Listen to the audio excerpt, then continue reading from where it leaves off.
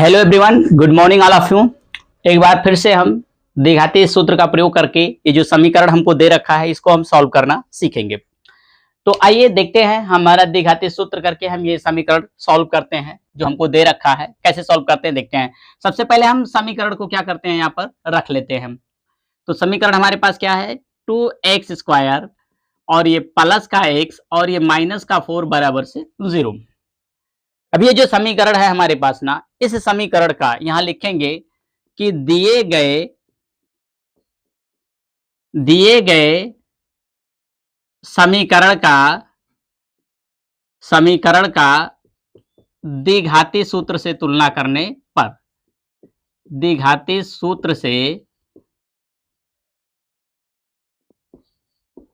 तुलना करने पर, देखो ये हमारा दिया गया समीकरण है, ठीक है ना। 2x² प्लस का x और माइनस का 4 बराबर से 0, ये हमारा क्या है, एक समीकरण है।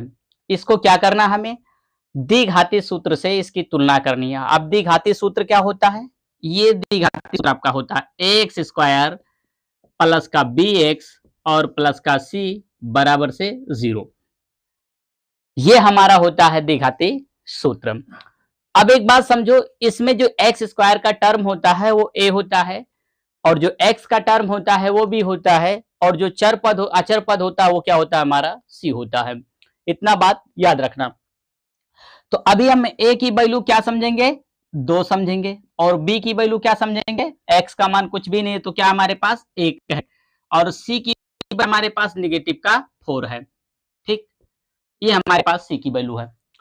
अब हमको इस सवाल को सॉल्व करना है, तो कैसे सॉल्व करेंगे, हम जानते हैं द्विघाती सूत्र जो निकल कर आता है वो कैसे बनता है, x बराबर से -b प्लस माइनस करड़ी में b² माइनस से 4ac और बटेगा 2a। ये हमारा क्या होता है, द्विघाती सूत्र होता है। इससे हम इन गुणनखंडों को, ये जो समीकरण हमको दे रखे हैं, इनको सॉल्व करना होता है। तो कैसे, देखो अभी x की वैल्यू तो हमको पता नहीं, यही तो हमको निकालना है।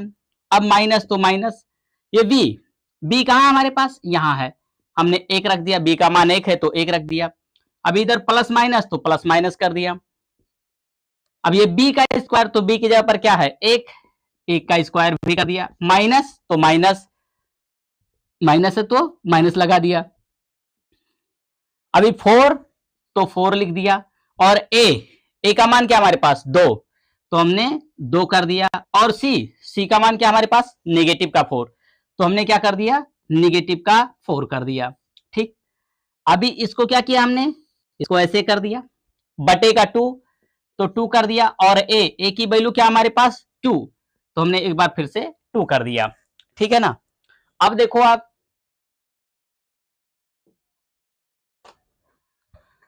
अभी क्या अपने पास x बराबर से ये माइनस तो माइनस, ये 1 तो 1 और ये प्लस माइनस तो प्लस माइनस। अभी ये देखो 1 का स्क्वायर करेंगे तो 1 मिलेगा, माइनस तो माइनस, ये 4 दूना 8, 8 चौके 32।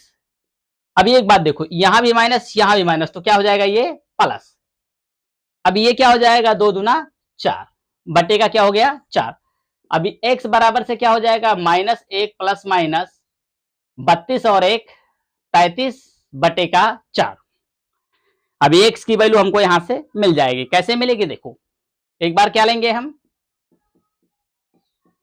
धन चिन्ह लेने पर। तो जब धन चिन्ह आप लेंगे तो क्या होगा, x बराबर से ये माइनस, ये 1, ये प्लस, ये 33 और ये बटे का 4। इसको आप अगर चाहो तो ऐसे भी लिख सकते हो, 33 माइनस का 1 बटे का 4, या ठीक है ना, सॉरी धन चिन्ह लेने पर, हाँ ठीक। और फिर एक बार बोलेंगे हम क्या, ऋण चिन्ह लेने पर।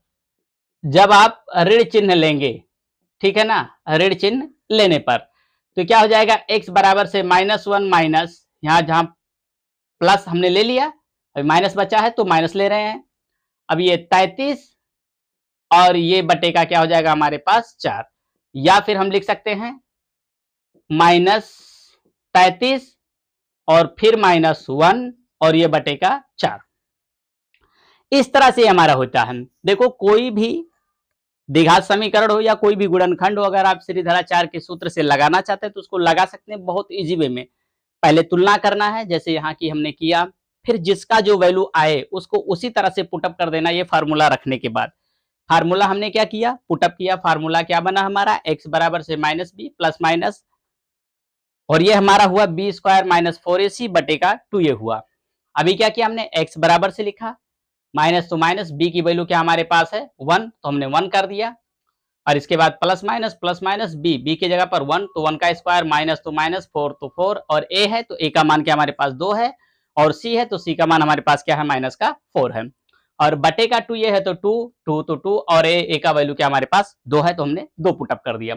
अभी x बराबर से क्या हमको मिल गया, -1 प्लस माइनस तो प्लस माइनस, और ये 1 का स्क्वायर तो 1 हो गया, और ये माइनस का गुणा हुआ तो क्या हो गया प्लस, और ये देखो 4 दूना 8, 8 चौके 32, और ये बटे का 4 तो बटे का 4 कर दिया।